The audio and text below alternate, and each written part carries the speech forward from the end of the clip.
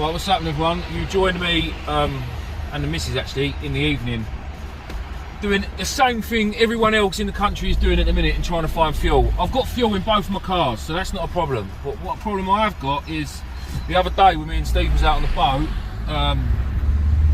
my fuel in my tank is obviously a bit dirty and the carb's picked up a bit of crap. So I've had all the carb cleaned out and the engine's running absolutely spot on now, but I had to ditch all the fuel in the tank. So I'm driving around everywhere, just like everyone else. I only want 5 litres of petrol. That'll do me for tomorrow. Me and Steve tomorrow morning, we're going out on the Sib. We're going to go and try for another tope. We're going to go Bracklesham and not Selsey. It's next to each other, but we're just fishing a bit further west. But I need to find 5 litres of fuel. I've tried 3 or 4 petrol stations now. I just want you all to know the effort that I'm putting in just to make a video for you guys. Alright, I'm doing it for myself as well, but I've got one more really that's left to try. So I mean, if you are watching this, then obviously I've gone fishing because I'm making a video and I've put it together. But hopefully the next you'll see of me, I will be on the water with Steve, the Maddy Man again, and we'll be out trying for a tope. And we're also going to fish a bit of shallow water and some just normal plain ground and see if we can pick anything else up. But like I say, I'm out this evening. It is 7 minutes past 7. Traffic is just crap everywhere, so hopefully we'll get out in the morning. In a bit. Morning everybody from not so sunny Bracklesham. All is flat calm. Come to a different place down the Sib. Yes, I managed to get petrol last night for the boat. We come to the slipway. Well, so I was told it's a slipway, but it's not really a slipway. It's a sandy groove in the beach. But it's better than having to drag it all the way across the shingle, I suppose. I must admit, we've been here for over an hour. Me and Steve fell asleep in the front of the car because morning, love. Morning. Again, it was another 3:30 in the morning, get up and go. And we are both absolutely knackered. It's been a long week with fishing, work, and yeah, if I'm honest, I'd quite happily go back and get in my bed. As much as that water looks lovely, I can't be asked to blow the boat up. I really can't. But we're troopers, aren't we, Steve? We are indeed. And for the needs of YouTube, we are going to do this. The things we do for you lot. Yeah.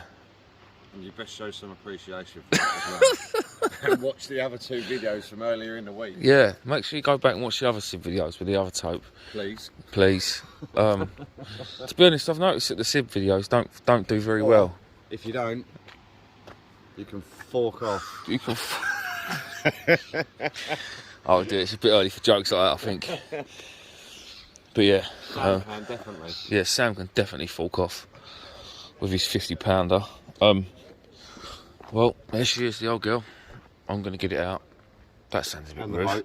And the boat. Oh dear, it's already started, people. Started now. Let's show the people what is in the boat. Let's lift the. Oh, what's that? It's fallen over. Oh, that's the bait. Oh, that's it. You've managed to.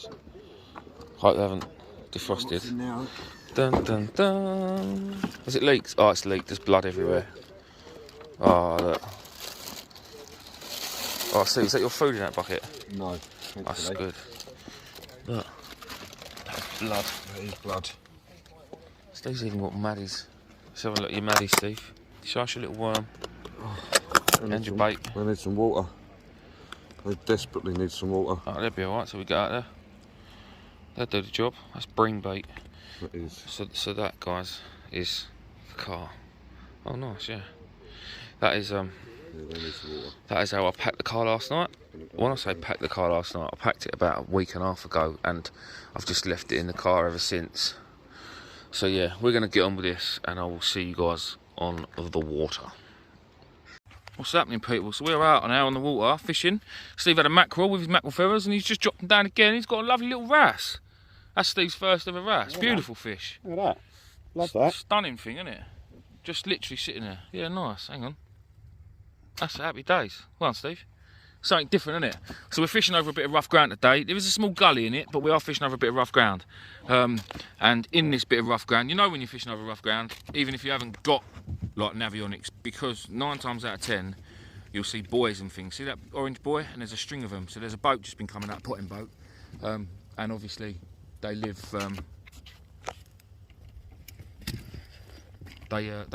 Crabs obviously live in rough ground.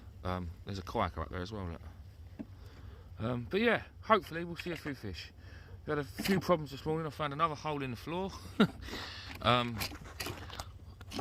My engine's running a lot faster now. I'm getting about 10 knots. Still not quite right, but yeah, we're out here. We're fishing, so that's all that matters. All right, guys, in a bit. Right, guys, Stevie boy has got another wrasse. Took a whole squid on this rough ground. Drop him back, son. Nice one. Oh. He's gone. Yeah, if you want to take this and spin around. So I've also caught a fish. The beloved conger. The beloved conger. It's a dark one. I was going to say, it's a dirty, yeah. Yeah, look. Can we see it? I don't really want to bring it in the boat. I'm going to just T-bar it off. Yeah. There we go. Lovely. Right, guys, we will bring you back. In a bit. Right. Stevie was a wrasse, man. So that's your wrasse, Steve. That's a lot. Hey, we dropped the wrasse. We dropped the wrasse. Come here, little wrasse, man. Was it a good bite, Steve? Pardon? Was it a good bite? Yeah, it was. Sorry, guys. Another wrasse there. Look for Stephen. He's doing all right. He's just dropping ragworm just down the side of the boat. It was a small rag and maddies. He's doing all right. We're over a bit of really rough ground at the minute. Oh, come here. Right, you're going back, wrasse. And we keep getting snagged up, which is a bit of a pain in the arse, but it's one of them things. Mackerel keep jumping all around us. I don't know if it's mackerel or bass. They just keep coming up on the surface randomly every couple of seconds. We keep casting feathers to them, but it's not happening. I've got a bite now. Hopefully I'm out of that bloody snag.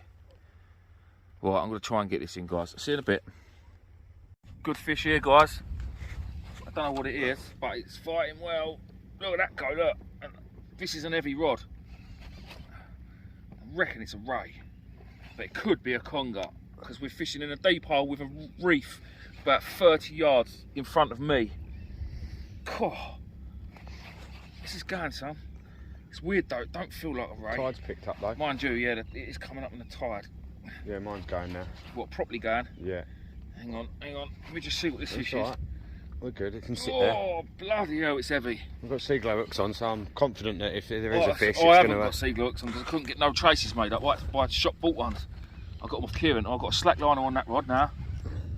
What is this? Yeah, mine's... What's yours doing? Back bouncing around. Right, bruv. What have we got there, Steve? Can you see? Undy. No, Fulney, big one. That is a monstrous thornback. Look at... I've never had a thornback that big. Are you not? No way, mate. That's a monster. That is the biggest thornback I think I've ever seen. Look at the size of it. That's a big one. What she said. Yeah. Right, I've got to get mine in. Yeah? Yeah, I have. Right, you unhook that. It's monstrous, Steve. Yeah, mate. That's fat, isn't it? Oh, Jesus. Oh, look at that. That is what you've got to watch out for on these bloody boats. That's the camera. That's monstrous. Did you want to weigh it? Yeah, I'm going to weigh this one, guys. All Steve's right. going to... We'll bring you back once I've got mine in and we've weighed that. All right, in a bit. Stevie baby's into her fish, she-wishy. What you got there, mate? Bream. Getting me soaking wet. Steve does like mucking about with small baits and things and seeing what he can get. Yeah. That's probably, what, 4 or 5? Something like that, maybe more. I haven't been recording every fish. I had another little conger. That ray, did we say how big that ray was? £10.9, £10.8. So that is my PB ray, definitely. Weather's dropping in a bit, really. It's a bit cold now. Wind's picking up slightly. And it's raining. But it's misty rain, it's weird. It's like fine rain, wet rain. Yeah, the rain that gets you wet. Really, really wet. Yeah, shit. So yeah, we're going to soldier on though, guys, obviously. We're still waiting for something big. I'm wondering about the tope. I know there's been a lot off the beach down here. And obviously we had a couple last week and I know there was others caught. But tide cycles muck fish up as well. So last week we was fishing in building tides, which meant the tides were getting bigger and bigger every day, for those that don't know. And once they get to their peak, they start dropping off again and they get smaller and smaller and smaller. And we're now fishing the tide as they're dropping, which are never the best tides to fish anyway. I'm not trying to make excuses up as why we're not catching any tope, but that could be a factor of it. It really could. They might just fish, but I'm not saying there's none here, because there probably is. But there's a lot less features down this end than what there is up there. So we're going to soldier on and see what we can do and keep our fingers crossed, but we still keep getting the odd mackerel. I've got feathers over all the time, which is that rod there, and they're just rocking. I had a couple just a minute ago, so we're still getting some fresh bait. So let's hope. Right, guys. We've moved. We've anchored up. My bum hurts. First drop. And Reese has dropped it. You haven't. Seriously. Fudge. Yeah, mate, it's got. That's good fish and all that. Whatever it was. All right. Well. Yeah, look, that's what's left of my half a mackerel flapper. I'll bring you back. Little tip there, guys, for sieve anglers, boat anglers, or whatever, for people that don't do it. So all day we've had some mackerel feathers, but they look more like small rockeyes, dangling over the boat just to see what we can pick up. But every now and again we just stick a bit of bait on them, because the bream will take them as well. So there we go, bream or mackerel feathers. But that one's got a little bit of mackerel on. I've got a bite on my bigger rod there. I may have to go, guys. Yes, I will bring you back and see what that is. We're going to go in soon, because to be fair, the fishing is pretty pants. It's a bit nippy, and I just ain't feeling it today. Just have them trips, you know. All right, well, we'll see what happens, and we'll soldier on for a bit and see what we find. Right, guys. So we said about the mackerel feathers on the bream. We just had a double shot. There's one, which is a much better bream than what we have been getting. And where's the other one gone? Is it in there still? Yeah, he's in that bucket somewhere. He's obviously jumped off. There he is. The other one. Oh, he's a much better fish. Look at them, look. Much better bream. The only problem is, monster fish snaps rods. Not just in one place. It's done it in two places. Well, so we've got two snaps. One there and one there, which is a bit of a bummer. A bit of a bummer. Maybe people set me up a GoFundMe page. Well, you never know. Don't really need it. I've got plenty of rods. Anyway, Give generously. We need a new rod for the boat. So yeah, that's what happens. Let's tuck that one back. Dude, away you go. He'll go. He's gone. Has he gone? He's gone. Lovely. And yeah, well, I think, to be honest, guys, we're about done. I mean, it's pretty crap fishing. All right, the bream, but we're not here for bream. I'm here for tope, really. And nothing's really gone right today. And like I say, we've got a broken rod. It ain't really no good. So I bid you farewell. I will see you on the next one. The next video will be, well, the chisel video. Well, so some of you may have seen the trailer. It's going to be me and Sam as a team versus Wayne and Joe, the blind angler. And Essex foraging and fishing. / Essex foraging and fishing. So hopefully the weather's good and we can get to Chesil, because that is the plan. So the trailer's going up tonight, but you won't see this video until after tonight. So that's the plan. Saturday, the 2nd of October, we will be on Chesil, somewhere near Abbotsbury, I would have thought. And yeah, oh, hold on. While you're there, there's a bite, Steve. While you're there. Caught that at the corner of my eye. So yeah, the plan is to go down there. I mean, it is a challenge. I think the rules are whoever loses, whichever team loses, has to then go live on the next trip wearing women's clothes. Now the bad thing about that is, for me, I'm a size 12 and I can't get high heels in that size, so I can't really lose. Yeah. Guess what, Sam? Get your lipstick out, boy. I don't know if there's a fish on this or not. I don't know. Let me have another little tug. No. And that there signals the end of the trip. Hold up, what's left of the bait that's on here? What was on here? Yeah, look, mackerel had been absolutely munched. I put half a mackerel out on that, cut it in half, and that's what's left. There's loads of bream down there smashing the baits. But to be honest, this will probably be the last SIB video for a little while. One, because my arse needs a rest and it's so sore sitting on these tubes all day, honestly. Just gets numb. Bed sores.